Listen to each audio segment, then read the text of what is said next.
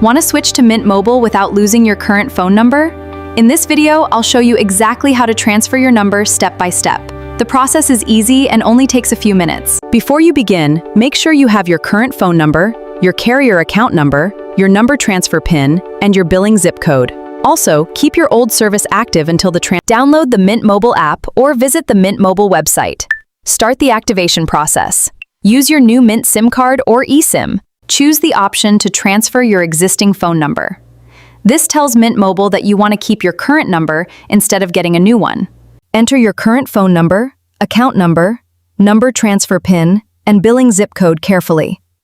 Double-check everything before. After reviewing your information, tap Submit. Mint Mobile will begin transferring your number from your current carrier. Most number transfers finish within a few hours, although some may take up to 48 hours.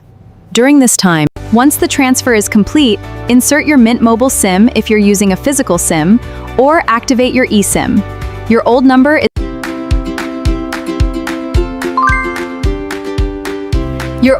is now working on Mint Mobile. If this video helped you, please like, subscribe, and turn on notifications for more Mint Mobile tips, tutorials. Thanks for watching, and I'll see you in the next video.